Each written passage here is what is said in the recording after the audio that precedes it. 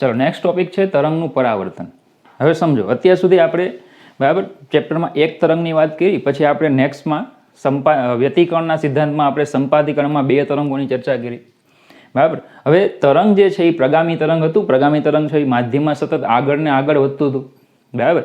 હવે ધારો કે એ જે તરંગ છે, એ જે આપણું પ્રગામી તરંગ છે, પ્રગામી તરંગ એ માધ્યમમાં આગળ વધતું હોય, પ્રગામી તરંગ જે છે એ માધ્યમમાં આગળ વધતું હોય, તો એની જે સીમા હોય, તરંગની સીમા, મતલબ કે ધારો કે આ દોરી પરનું તરંગ છે, ધારો કે આ એક દ્રઢ આધાર છે, બરાબર, તેની સાથે આપણે દોરી બાંધી છે. હવે આપણે એ તરંગ ઉત્પન્ન કરીએ એટલે આ તરંગ છે એ માધ્યમમાં આગળ વધશે. તો આ જે છે એને શું કહેવાય? એની સીમા. બરાબર. એ સીમા જો એક દ્રઢ હોય, સીમા કેવી હોય? દ્રઢ હોય, તો પછી એ સીમા પરથી તરંગનું પરાવર્તન થાય છે. મતલબ કે આ દોરી પરનું તરંગ અહીંયા સુધી પહોંચશે, પછી ત્યાંથી શું થશે? હવે એનું પરાવર્તન થશે. જે તરંગ છે એ શું થશે? પરાવર્તન પામશે. અને એ જે તરંગ છે એ આ દિશામાં પ્રસરણ પામશે. તો તરંગ ત્યાંથી શું થાય? પાછું આવે. બરાબર. દોરી પરનું તરંગ છે, દાખલા તરીકે પડઘા પડે છે, જે પડઘા, બરાબર, પડઘા પડે છે, ઇકો, બરાબર, એ પણ શું છે? એક પરાવર્તિત તરંગ. આપણે જે બોલીએ છીએ એ સામેથી આપણને પાછું શું થાય? સંભળાય છે. એને પડઘા કહેવામાં આવે. તો એ જે પડઘા પડે છે એનું કારણ પણ તરંગની પરાવર્તનની ઘટના છે. બરાબર. ચાલો, હવે જે સીમા છે, બરાબર, એ જો એક સંપૂર્ણ દ્રઢ માધ્યમ હોય, દાખલા તરીકે આ જે છે બોર્ડની સપાટી એક સંપૂર્ણ દ્રઢ માધ્યમ છે, બરાબર, તો પછી આપણે કીધું એમ તરંગનું શું થશે? પરાવર્તન થાય. જો સંપૂર્ણ દ્રઢ માધ્યમ હશે તો તરંગનું પરાવર્તન થશે. આ બોર્ડ છે તો આપણે જે બોલીએ છીએ તરંગો છે ત્યાં અથડાઈને પાછા આવે. સંપૂર્ણ દ્રઢ માધ્યમ હોય તો પરાવર્તન થાય. પણ ધારો કે જે માધ્યમ છે એ સ્થિતિસ્થાપક, જે સીમા છે, એ સીમા છે એની બંને બાજુના માધ્યમો બે જુદા જુદા માધ્યમો હોય, અને બંને માધ્યમો જો સ્થિતિસ્થાપક હોય, માધ્યમ કેવા હોય? જો સ્થિતિસ્થાપક હોય, બરાબર, તો પછી શું થશે? તો કે સમજો, ધારો કે આપણે એક માધ્યમ તરીકે પાણી લઈએ અને બીજો માધ્યમ જે છે તરીકે હવા લઈએ. હવે આની ઉપર જ્યારે તરંગ આપાત થશે, આની ઉપર જ્યારે તરંગ આપાત થશે તો પછી અહીંયા આપણને બે ઘટનાઓ આપશે. તરંગ જે છે એ આપણને અહીંયા બે ઘટના આપે. બરાબર. એક જે તરંગ છે એ અહીંથી આપણને પરાવર્તિત તરંગ મળશે, અને બીજું જે છે એ આ સીમા જે છે ત્યાંથી બીજા માધ્યમમાંથી પસાર થશે, માધ્યમમાંથી પસાર થશે. એટલે જો બે માધ્યમો છે અને છૂટી પાડતી જે સીમા છે, બે માધ્યમોની જે આંતર સપાટી છે, બરાબર, એ એક સ્થિતિસ્થાપક માધ્યમ હોય, સંપૂર્ણ દ્રઢ ન હોય, એક સ્થિતિસ્થાપક માધ્યમ હોય, તો જ્યારે પણ તરંગ આપાત થાય તો થોડોક ભાગ પરાવર્તન પામે અને બીજો ભાગ છે એ બીજા માધ્યમમાંથી પસાર થશે. ચલો, સેમ એવી જ રીતે ધારો કે આ જ જે સપાટી છે એ સપાટી ઉપર ધારો કે કોઈ ત્રાસુ કિરણ જે છે એ આપાત થાય, ત્રાસુ પ્રકાશ જે છે, ત્રાસુ તરંગ છે એ આપાત થાય, તો સેમ અહીંયા પણ બે ઘટના બને. તરંગનો થોડોક ભાગ જે છે એ પરાવર્તિત થશે, આ પરાવર્તિત તરંગ આપણને મળશે, બરાબર, અને બાકીનો જે ભાગ છે એ વક્રીભવન પામશે, તો આપણને વક્રીભૂત તરંગ મળશે. તો આ જે છે એ આપણું આપાત તરંગ, બરાબર. જ્યાં તરંગ આપાત થાય છે તો ત્યાં આપણને આવી રીતે બે પ્રકારના તરંગો મળશે. તરંગ જે છે, બરાબર, જો ત્રાંસુ આપાત થશે તો આપણને આપાત તરંગ છે, તો બીજું આપણને પરાવર્તિત તરંગ મળશે જે એ જ માધ્યમમાં જશે, ને બીજું આપણને મળશે વક્રીભૂત તરંગ જે બીજા માધ્યમમાંથી પસાર થશે. ચલો, આપણે 10મા ધોરણમાં ભણી ગયા છીએ, બરાબર. ચલો, આપાત તરંગ અને વક્રીભૂત તરંગ છે એ સ્નેલના નિયમનું પાલન કરશે.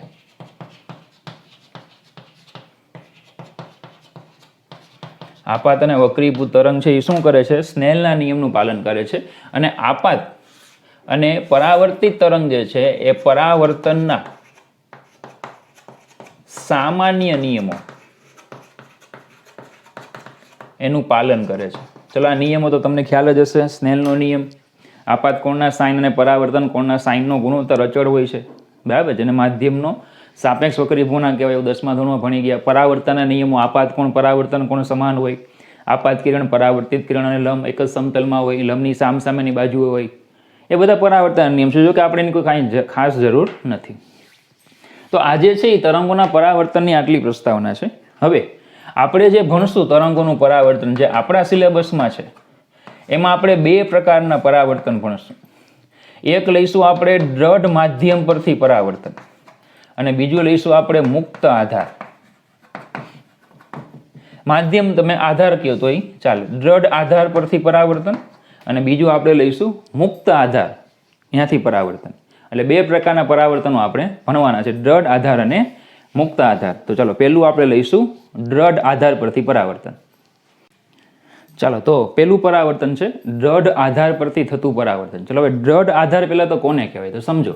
કે ધારો કે આપણે આ દિવાલ છે, દિવાલમાં ખીલી ખોડી દઈએ આમ બરાબર હલે નહીં એવી રીતે અને પછી દોરી બાંધી દઈએ તો આખો આ થઈ ગયો દ્રઢ આધાર. બરાબર, દિવાલ છે એમાં ખીલી ખોડી દેવાની, બરાબર ફિટ રાખવાની, હલે નહીં એવી રીતે એને રાખવાની, બરાબર એવી રીતે ખોડવાની અને પછી દોરી બાંધી દેવાની. અને દોરી તમે બાંધીને પછી આ રીતે ખેંચો એટલે જે પેલો આધાર થઈ ગયો એને કહેવાય દ્રઢ આધાર.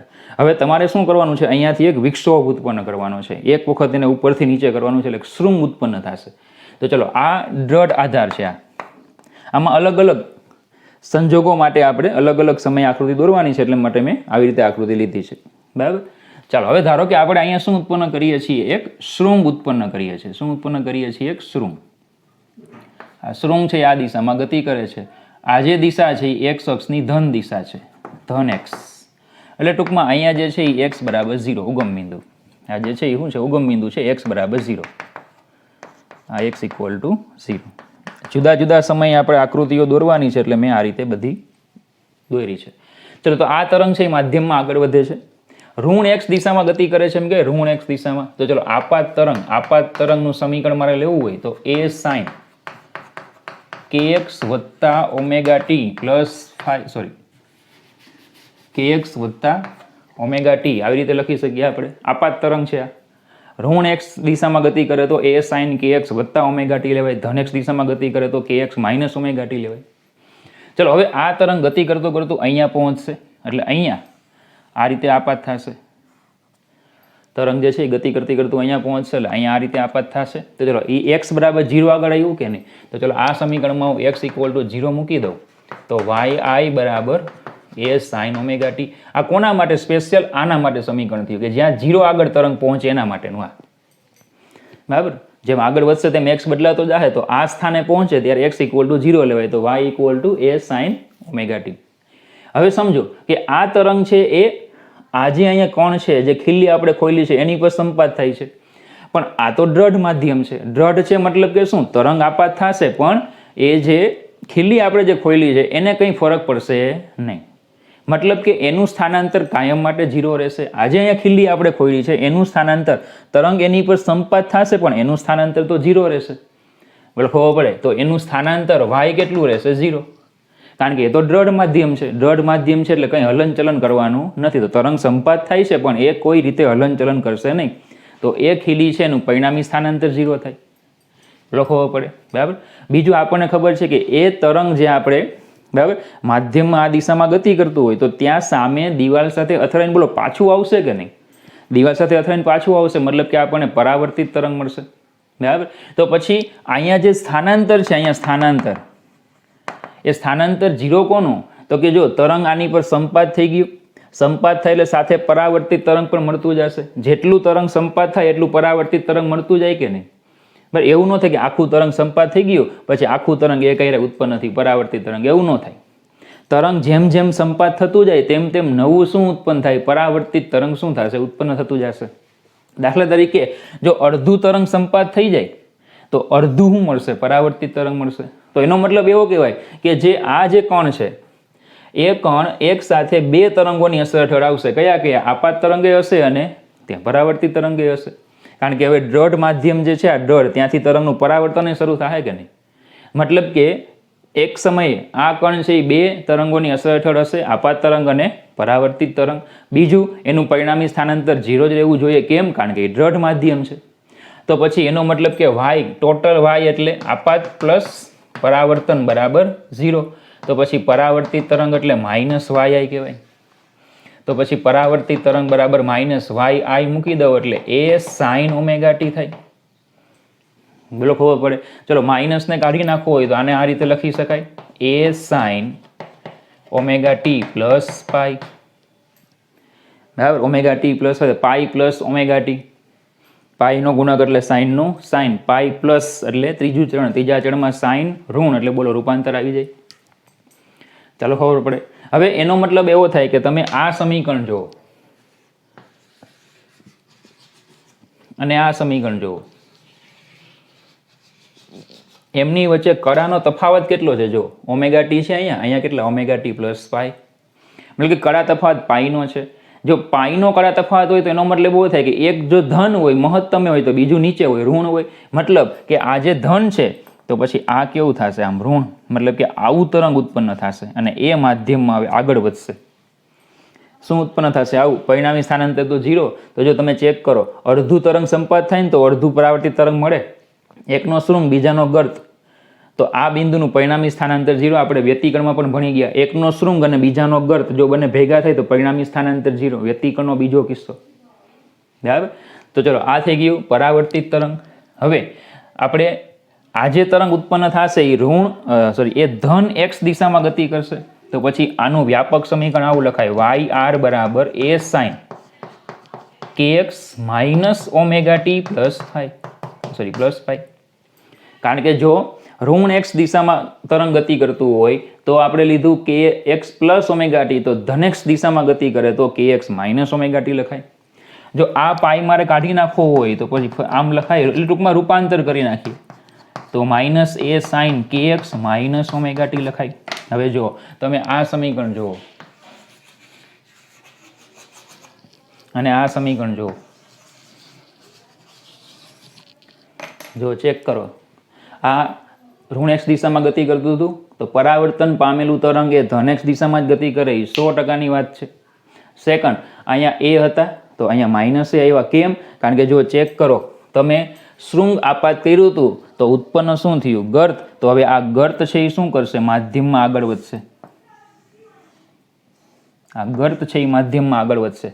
તો જો આપાત તરંગ શૃંગ હોય તો પરાવર્તિત તરંગ કેવું આવશે? ગર્ત, બરાબર. મતલબ કે જો હું આ રીતે હું તરંગ આપાત કરીશ, દોરી જે છે એમાં હું આવું તરંગ ઉત્પન્ન કરીશ તો દ્રઢ આધાર પરથી જે પરાવર્તન પામશે એમાં શૃંગનું રૂપાંતર શેમાં થઈ જશે? ગર્તમાં, અને ગર્તનું રૂપાંતર થઈ જશે શૃંગમાં. એટલે આવું તરંગ જશે.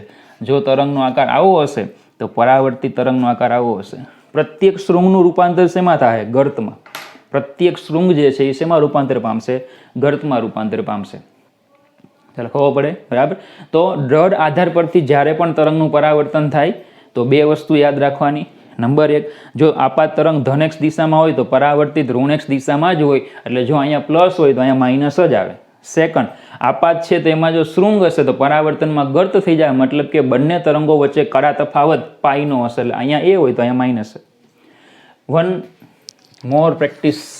એક સમીકરણ લખું જો કે ધારો કે આપાત તરંગ છે, હું આ રીતે લઉં છું, એ સાઇન કે એક્સ માઇનસ ઓમેગા ટી. તો બોલો પરાવર્તિત તરંગ શું આવશે? એક તો માઇનસ છે ત્યાં પ્લસ થઈ જશે, કારણ કે આપાત તરંગ ધન એક્સ દિશામાં છે તો પરાવર્તિત તરંગ ઋણ એક્સ દિશામાં આવે, અને એનું શું થઈ જશે? માઇનસ છે. જો આનું શૃંગ હશે તો આનું ગર્ત. તો આ જો આપાત તરંગ હોય તો એનું આ પરાવર્તિત તરંગ આપણને મળે.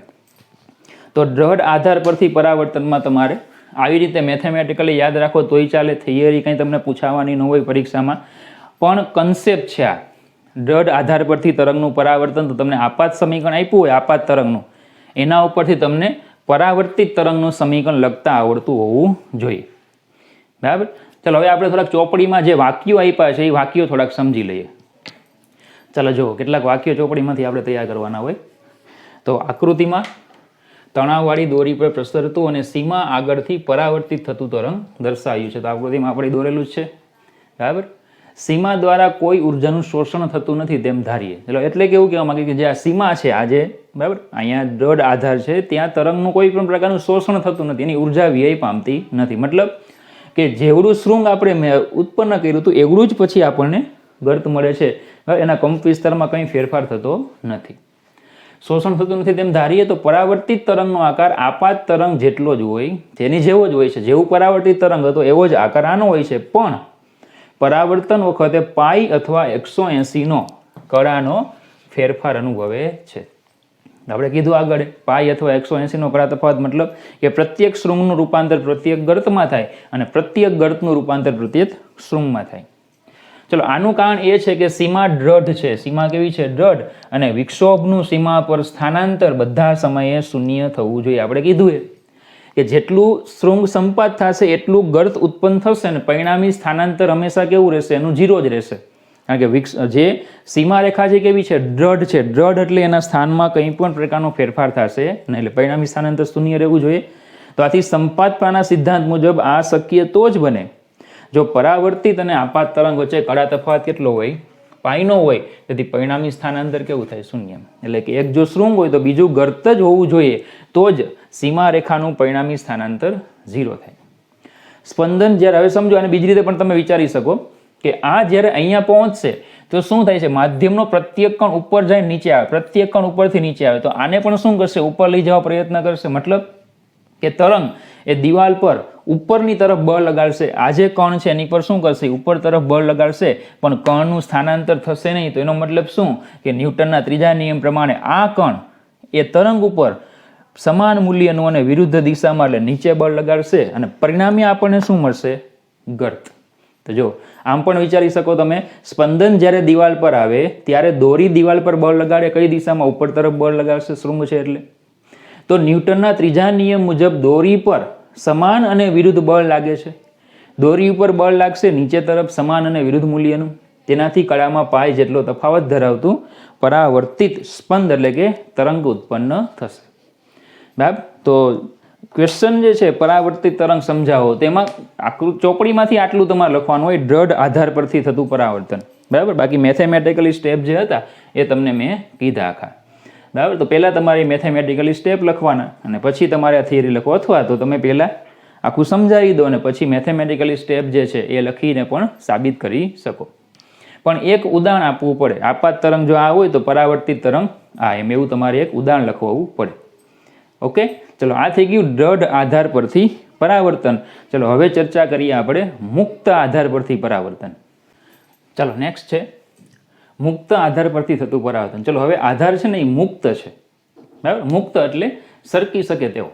હવે એવો આધાર કઈ રીતે બને? તો કે ધારો કે આપણે એક સળીઓ લેવાનો, બરાબર, એક પછી નાની રિંગ લેવાની અને એ રિંગ સાથે દોરી બાંધી દેવાની અને એ જે રિંગ છે આની ઉપર ઘર્ષણ રહિત સરકી શકે તે રીતે રાખવાની. બરાબર. ચલો હવે એક તરંગ જે છે એને આપણે આપાત કરશું. ધારો કે આ કોઈ તરંગ છે એ આપાત થાય છે. બરાબર. ચાલો હવે આધાર તો મુક્ત છે, એટલે આ તરંગ જ્યારે અહીંયા પહોંચશે ત્યારે બોલો એ આવી રીતે આવશે. તરંગ આગળ ગતિ કરશે ને અહીંયા પહોંચશે ત્યારે આ રીતે આવશે. ચલો તરંગ આગળ ગતિ કરશે એટલે માધ્યમનો પ્રત્યેક કણ ઉપરથી નીચે આવશે. પ્રત્યેક કણ શું થાય? ઉપર જઈને નીચે આવશે, ઉપર જઈને નીચે આવશે. હવે આધાર મુક્ત છે. આધાર મુક્ત છે તો આધાર પણ શું થશે? ઉપર જશે અને પાછો નીચે આવશે. આધાર પર શું થશે? ઉપર જશે અને નીચે આવશે. અને પરિણામે માધ્યમમાં તમને ફરી પાછું શું મળશે? શૃંગ જ મળશે. માધ્યમમાં શું મળશે તમને? શૃંગ જ મળશે. અને એ શૃંગ હવે આ દિશામાં ગતિ કરશે. બોલો, આ તો દ્રઢ કરતા સિમ્પલ છે. પ્રત્યેક શૃંગ જે છે એ પ્રત્યેક શૃંગમાં અને પ્રત્યેક ગર્ત છે એ પ્રત્યેક ગર્તમાં રૂપાંતર પામે. પ્રત્યેક શૃંગનું રૂપાંતર પ્રત્યેક શૃંગમાં જ રહે. પ્રત્યેક ગર્ત છે એ પ્રત્યેક ગર્તમાં જ, બરાબર, રૂપાંતર પામીને માધ્યમમાં ગતિ કરશે. તો આપાત તરંગ જો ધનેક્ષ દિશામાં હોય અથવા ઋણેક્ષ દિશામાં હોય તો પરાવર્તિત ધનેક્ષ દિશામાં થાય. મતલબ કે ધારો કે આપાત તરંગનું સમીકરણ હું લઉં છું a sin omega t plus kx, તો પરાવર્તિત તરંગનું સમીકરણ આવશે a sin omega t minus kx. બીજો કશો ફરક પડશે નહીં. સેમ ધારો કે આપાત તરંગનું સમીકરણ તમે આ લેશો, બરાબર, આપાત તરંગનું સમીકરણ લઈએ yi બરાબર a sin omega t minus kx, તો પરાવર્તિત તરંગનું સમીકરણ આવશે a sin omega t plus kx. એમાં કંઈ ફરક પડવાનો નથી. ધનેક્ષ દિશામાં હોય તો ઋણેક્ષ દિશામાં જશે. પણ જ્યારે આ અડધું તરંગ અહીંયા સંપાત થશે ત્યારે બોલો અડધું તરંગ ઉત્પન્ન થઈ ગયું હોય. અડધું તરંગ સંપાત થાય તો અડધું પરાવર્તિત તરંગે મળે કે નહીં? હવે આપાત તરંગનો શૃંગ છે અને પરાવર્તિત તરંગનો શૃંગ છે, તો એનો મતલબ એવો થાય કે આપાત તરંગનો શૃંગ અને પરાવર્તિત તરંગનો શૃંગ એ બંને શૃંગ જો ભેગા થાય તો આપણે વ્યતિકરણમાં પહેલો કિસ્સો ભણી ગયા. જો બંને શૃંગ ભેગા થાય તો પરિણામી સ્થાનાંતર બોલો મહત્તમ થાય ને કેટલું થાય? ડબલ. બંને કંપવિસ્તારનો સરવાળો. મતલબ કે જ્યારે આ બંને તરંગો આ રિંગ ઉપર અડધા અડધા સંપાત થયા હશે ત્યારે આ રિંગનું પરિણામી સ્થાનાંતર થઈ ગયું હશે 2a. જ્યારે આ બંને અડધા અડધા સંપાત થયા હશે ત્યારે રિંગનું પરિણામી સ્થાનાંતર કેટલું થયું હશે? 2a જેટલું થયું હોય. બોલો ખબર પડે બરાબર? તો ખાલી ત્યાં એટલું ધ્યાન રાખવાનું. ચલો પછી ફરી પાછું આ નીચે આવશે તો પછી ઉત્પન્ન થશે તો શૃંગ જ અને કંપ વિસ્તાર એનો એ જેટલો હશે. પણ જ્યારે બંને એક સાથે આવશે, આપાત અને પરાવર્તિત તરંગ બંને એક સાથે હશે ત્યારે જ શું થશે? પરિણામી સ્થાનાંતર કેવું થઈ જશે? મહત્તમ એટલે 2a જેટલું થશે. તો ખાલી બે જ વાક્યો છે. જો સીમા દઢ ન હોય પણ ગતિ માટે સંપૂર્ણ મુક્ત હોય તો પરાવર્તિત સ્પંદનના કળા અને કંપ વિસ્તાર આપાત તરંગના જેટલા જ હોય છે. કળા એની એ જ રહે, મતલબ કે શૃંગ હોય તો શૃંગ ને ગર્ત હોય તો ગર્ત, કંપ વિસ્તાર પણ એનો જ રહે. આમ સીમા પર પરિણામી મહત્તમ સ્થાનાંતર દરેક સ્પંદનના કંપ વિસ્તારથી બમણું હોય છે. સીમા પર પરિણામી સ્થાનાંતર કેવું હોય? એકનું કંપ વિસ્તાર એ હોય, આનો કંપ વિસ્તાર એ હોય તો આનો કેટલો થશે? 2a. બરાબર? ચાલો તો આ થઈ ગયું આપણે દ્રઢ અને મુક્ત આધાર પરથી તરંગનું પરાવર્તન. તો તમારે મુખ્ય શું છે કે આમાં કન્સેપ્ટ યાદ રાખવાના છે કે આપાત તરંગ આ હોય તો પરાવર્તિત તરંગ કેવું હોય ખબર પડે. બરાબર? ચલો આગળ જતા આપણે આર્ગન પાઇપ ભણશું. આર્ગન પાઇપ તો એ પાઇપ એવા છે કે એનો એક છેડો છે ને એ મુક્ત હશે અને એક છેડો દ્રઢ હશે. એક છેડો કેવો હશે? મુક્ત હશે ને એક છેડો દ્રઢ હશે. તરંગનું પરાવર્તન કઈ રીતે થશે તો એમાં આપણે આવા સમીકરણોની જરૂર પડશે. ઓકે, ચાલો નેક્સ્ટ પોઈન્ટ લઈએ. ચાલો નેક્સ્ટ ટોપિક છે ટોપિક નંબર 15.7 સ્પંદ તરંગ.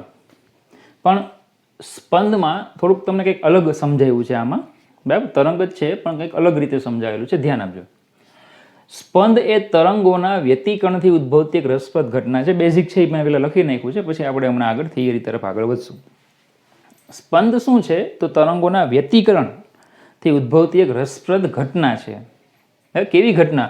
તો વ્યાખ્યાયિત કરીએ સ્પંદ શું છે તો સમાન કંપ વિસ્તાર પણ સહેજ જુદી પડતી આવૃત્તિવાળા. જો કંપ વિસ્તાર સમાન લેવાનો પણ આવૃત્તિ સહેજ જુદી પડતી લેવાની. કંપ વિસ્તાર કેવો લેવાનો છે? સમાન, પણ આવૃત્તિ સહેજ જુદી પડતી હોય. બરાબર? એવી આવૃત્તિ લેવાની. બરાબર?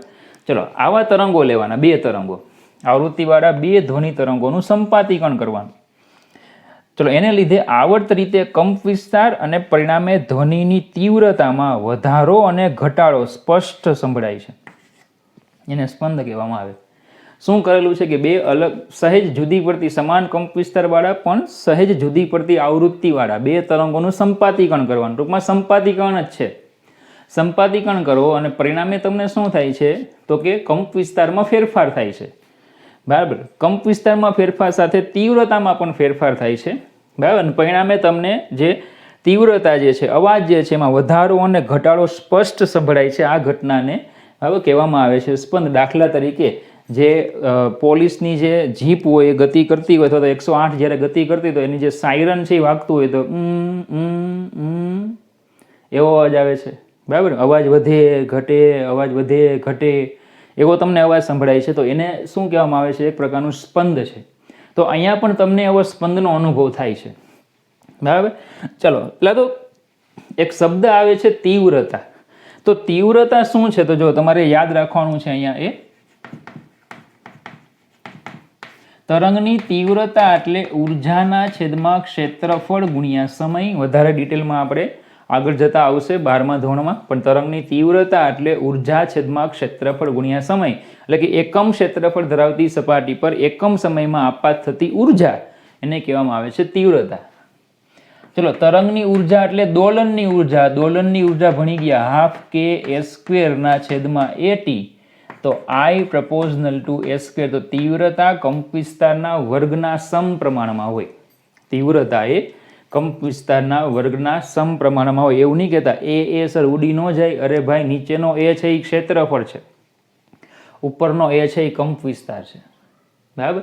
તો તીવ્રતા કંપ વિસ્તારના વર્ગના સમપ્રમાણમાં હોય. તો આટલો એક નાનો એવો પોઈન્ટ છે, ઝીણો એવો તમારે યાદ રાખવાનો છે. ચલો હવે આપણે સ્ટાર્ટ કરીએ ગાણિતીય રીતે. ગાણિતીય સમજૂતી આપણે લઈએ હવે સ્પંદની. તો ચલો આપણે કીધું બે તરંગો લેવાના, એના કંપ વિસ્તાર કેવા લેવાના? સમાન, પણ આવૃત્તિ સહેજ જુદી પડતી. તો ધારો કે હું એક આવૃત્તિ લઉં ω1 અને બીજી આવૃત્તિ ω2. સહેજ જુદી પડતી આવૃત્તિ છે, મતલબ કે ધારો કે ω1 છે ને 11 હર્ટ્ઝ છે, તો ω2 ધારો કે હું 9 હર્ટ્ઝ લઈ લઉં છું. બરાબર, ખાલી થોડીક આવૃત્તિ એટલે કોણી આવૃત્તિ આપણે ધ્યાનમાં લેવાની હોય એટલે આવૃત્તિ પણ તમને મળે. તો સહેજ જુદી પડતી આવૃત્તિ છે એવા તરંગોને ધ્યાનમાં લઈએ. ચલો બંને તરંગોમાં સરળતા લઈ લઈએ. સરળતા ખાતર બંનેમાં x બરાબર 0 સ્થાન આગળની આપણે ચર્ચા કરીએ. x બરાબર 0 સ્થાન આગળ એટલે કે બંનેમાં x બરાબર 0 લઈ લઈએ અને બંનેનો જે કળા તફાવત છે એ π/2 રેડિયન લઈ લઈએ. તો ધારો કે એવું એક સમીકરણ હું લખું તો s = a sin ωt minus kx plus phi. General આપણે લઈએ s એટલે સંગત તરંગો, ધ્વનિ તરંગોની વાત હોય તો આપણે સંગત તરંગો માટે s લઈએ છીએ એટલે હું s લઉં છું. આગળ પણ એક વખત તમને કીધું છે. x = 0 અને ફાઈ = π/2 મૂકી દઈએ તો a sin બરાબર ωt, માફ કરજો અહીંયા kx આપણે લઈએ છીએ kx minus ωt, kx minus ωt. ચલો આ 0 મૂકી દો એટલે અહીંયા π/2 મૂકો એટલે π/2 માઇનસ ωt. ચલો એટલે s = a cos ωt થઈ જશે, π/2 માઇનસ એટલે cos. ચલો હવે આવા આપણે બે તરંગો ધ્યાનમાં લેવાના. અક્ષર થોડાક નાના થશે કારણ કે આખી થિયરી એક જ બોર્ડમાં લખાવાની છે. બરાબર, ચાલો તો s = a cos ωt. તો એવા બે તરંગો, એક લઈએ s1 = a cos ω1t અને બીજું લઈ લઈએ s2 = a cos ω2t. એક છે s1 બરાબર a cos ωt, બીજું છે s2 = a cos ω2t. હવે આ બંને તરંગો સંપાત થાય તો સંપાતપણાના સિદ્ધાંત પ્રમાણે પરિણામી s એટલે s1 પ્લસ s2. તો બંનેમાંથી a કોમન આવશે તો cos ω1t plus cos ω2t. cos ω1t plus cos ω2t આવું લખાય. ચાલો હવે s plus c plus c એટલે 2cc એવું આપણે કાલે પણ તમને કીધું છે. તો એ અહીંયા આવશે 2 cos ખૂણાઓનો સરવાળો ભાગ્યા 2 એટલે ω1 પ્લસ ω2/2 ઇન્ટુ t. બંનેમાંથી t કોમન આવશે. ખૂણાઓની બાદબાકી ભાગ્યા 2 એટલે આવશે ω1 માઇનસ ω2/2 ઇન્ટુ t. બરાબર, એકમાં ખૂણાઓનો સરવાળો ભાગ્યા 2, બીજામાં ખૂણાની બાદબાકી ભાગ્યા 2. તો આવશે s = ચલો આ થઈ ગયા 2a cos. ચલો આ જે છે એને હું કહી દઉં છું ωat અને આ જે છે એને હું કહી દઉં છું ωb. તો cos ωb ઇન્ટુ t, જ્યાં ωa = ω1 પ્લસ ω2/2 અને ωb = ω1 માઇનસ ω2/2. તો આ જે ωa આવે એને કહેવાય છે તરંગની, પરિણામી તરંગની આવૃત્તિ. પરિણામી તરંગની આવૃત્તિ ωa જે છે, પહેલા આપણે ચર્ચા કરી ωa ની, તો ωa જે છે એને કહેવાય પરિણામી તરંગ જે છે એની આવૃત્તિ. શું કામ? તો જો કે ભાઈ ધારો કે ω1 માઇનસ ω2 જે છે બરાબર ઇઝ લેસ ધેન ωa હોય. બરાબર, માફ કરજો ω1 હોય. ω1 માઇનસ ω2 ઇઝ લેસ ધેન ω1 હોય તો પછી એનો મતલબ કે ωa is greater than ωb થાય. દાખલા તરીકે આપણે જે આવૃત્તિઓ લીધી હતી 11 અને 9, તો એની બાદબાકી કરો એટલે ω1 માઇનસ ω2 બરાબર 11 માઇનસ 9 એટલે 2. બરાબર, ચલો હવે ωa ગોતો. ωa એટલે ω1 પ્લસ ω2/2 એટલે 11 વત્તા 9 ભાગ્યા 2 એટલે થઈ જશે તે 20 ભાગ્યા 2 એટલે કે 10. અને ωb જે છે એ છે ω1 માઇનસ ω2/2 એટલે આવશે 11 માઇનસ 9 ભાગ્યા 2 એટલે 2/2 એટલે 1 જ. તો બોલો શું થઈ ગયું? ωa is greater than ωb. બરાબર, કારણ કે આવૃત્તિ આપણે સહેજ જુદી પડતી લઈએ છીએ. તો હવે એનો મતલબ એવો થાય કે ઓમેગા એ ઓમેગા બી કરતાં ઘણા મોટા, તો પરિણામે આ જે સંપૂર્ણ તરંગ જે આપણને મળે પરિણામી તરંગ, આ પરિણામી તરંગ જે મળે એની કોણીય આવૃત્તિ ઓમેગા એથી દોલનો થતી હશે. જે દોલન થાય છે એની કોણીય આવૃત્તિ શું હશે? ઓમેગા એ.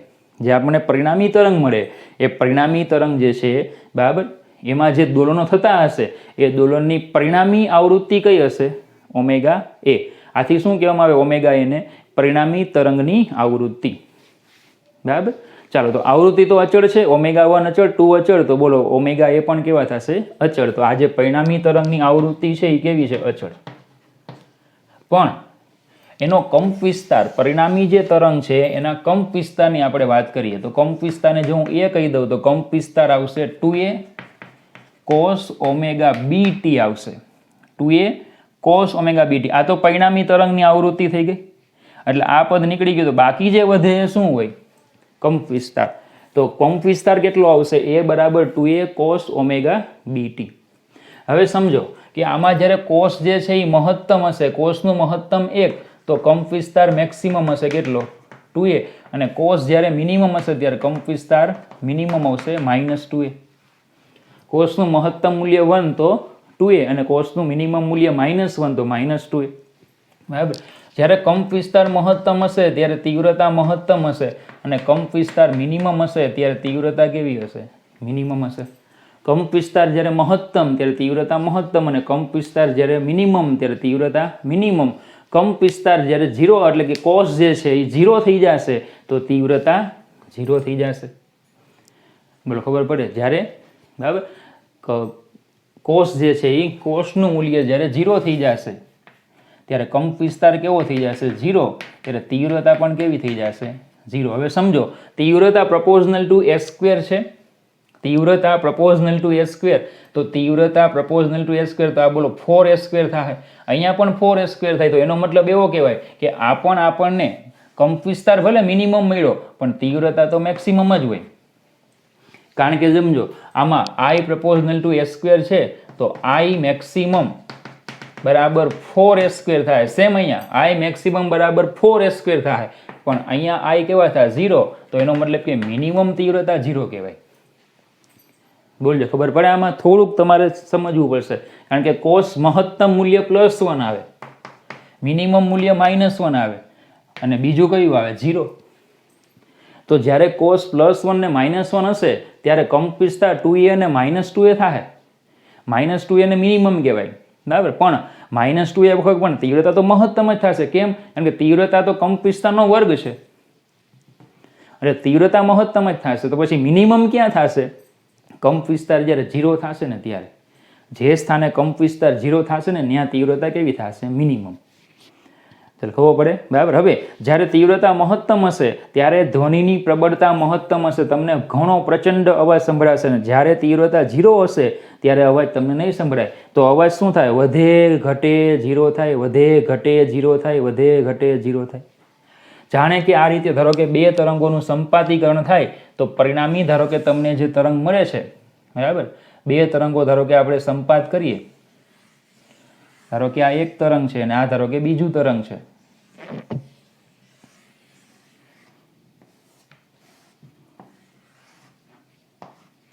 તો જો અહીંયા કંપ વિસ્તાર મહત્તમ તો તીવ્રતા મહત્તમ, કંપ વિસ્તાર 0 તીવ્રતા 0, પાછળ કંપ વિસ્તાર મહત્તમ તીવ્રતા મહત્તમ, કંપ વિસ્તાર 0 તીવ્રતા 0. એટલે આપણને શું જોવા મળશે? આ રીતે જોવા મળશે. ખબર પડે? બરાબર. એટલે તીવ્રતા મહત્તમ હશે ત્યારે અવાજ મેક્સિમમ આવશે, તીવ્રતા 0 થઈ જશે ત્યારે અવાજ કેવો થઈ જશે? 0. અવાજ તીવ્રતા એટલે શું? અવાજની પ્રબળતા. તીવ્રતા એટલે જે અવાજ સંભળાય એની પ્રબળતા. ચલો ખબર પડી આટલી? ચલો હવે ઓમેગા બી જે છે, ઓમેગા બી એની થોડીક વાત કરીએ. ઓમેગા 1 - ઓમેગા 2/2 છે. અહીંયા ઓમેગા એટલે 2π/t કહેવાય, બરાબર ઓમેગા 1 એટલે 2πf1 -2πf2/2. 2π કેન્સલ કરો અને t ને કરતા બનાવો તો 2/f1 - f2 આવશે. ચલો આને કહેવાય સ્પંદનો આવર્તકાળ. 2/f1 - f2 એને કહેવાય સ્પંદનો આવર્તકાળ. જો તમને પૂછે કે ભાઈ સ્પંદનો આવર્તકાળ કેટલો, તો 2/f1 - f2 કરવાના. હવે અહીંયા કંપ વિસ્તાર કોષ વિધેય પ્રમાણે બદલાય. ચલો કોષનો આલેખ તમને ખ્યાલ હશે. કોષનો આલેખ આ રીતે આવે. આ આવતકાળ જેટલો સમય. તો આવતકાળ જેટલા સમયમાં કોષ છે એ 2 વખત મહત્તમ અને 2 વખત શૂન્ય થાય. જો આવતકાળ જેટલા સમયમાં કોષ છે એ 2 વખત મહત્તમ અને 2 વખત 0 થાય. તો આવતકાળ જેટલા સમયમાં ધ્વનિની પ્રબળતા 2 વાર મહત્તમ થાય ને 2 વાર 0 થાય.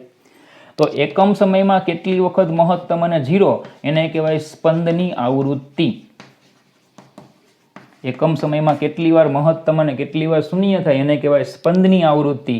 તો સ્પંદની આવૃત્તિ f બીટ ઇક્વલ ટુ બોલો 2/t લખાય. તો આને તમે બરાબર 2/t છે તો આ છેદમાં લખો એટલે આ અંશમાં વહી જશે એટલે આવશે f1 - f2. તો તમારે આ કેટલાક સૂત્રો જે છે એ યાદ રાખવાના છે. સ્પંદનો આવર્તકાળ, કંપ વિસ્તાર જે છે એની આવૃત્તિ કોણીય આવૃત્તિ, બરાબર, આ પરિણામી તરંગની આવૃત્તિ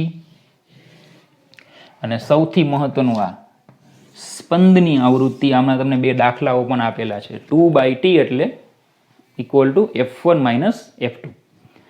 ચલો ખબર પડે, બરાબર. ચલો બીજું, ઘણી વખત પૂછે છે સ્પંદનો સમયગાળો. સ્પંદનો સમયગાળો, તો એ સમયગાળો હોય છે 1/f1 - f2. એને કહેવાય છે સ્પંદનો સમયગાળો. સ્પંદનો સમયગાળો 1/f1 - f2 એ શું છે? સ્પંદનો સમયગાળો છે, બરાબર. ચાલો, કારણ કે આવતકાળ કેટલો? આવતકાળ 2/f1 - f2. આવતકાળ જેટલા સમયમાં 2 વખત મહત્તમ અવાજ સંભળાય, 2 વખત 0 સંભળાય. 2 વખત મહત્તમ એટલે આ 2 વખત 0 થઈ ગયો. મહત્તમ 0, મહત્તમ 0, મહત્તમ 0. તો 2 વાર મહત્તમ અને 2 વાર 0. તો 1 વાર મહત્તમ અને પછી 0 ક્યારે? તો કે એને કહેવાય સ્પંદનો સમયગાળો. મહત્તમથી 0 કેટલા સમયમાં થાય? એ સ્પંદનો સમયગાળો કહેવાય, બરાબર. ચલો, અને પહેલાને કહેવાય સ્પંદનો આવતકાળ. તો આ કેટલાક સૂત્રો જે છે એ તમારે તૈયાર કરવાના છે. ઓકે, તો આખી બેઝિકલી થિયરી મેથેમેટિકલી જ છે, બરાબર. બહુ વધારે આપણને ડિટેલમાં ચર્ચા એવી નથી. ખાસ તમારે f બીટનું સૂત્ર યાદ રાખવાનું, કારણ કે એના દાખલાઓ JEE નીટમાં બહુ બધી વખત પૂછાણા છે અને આપણે સ્વાધ્યાય અને ઉદાહરણમાં પણ એક દાખલો એનો આપ્યો છે. ઓકે.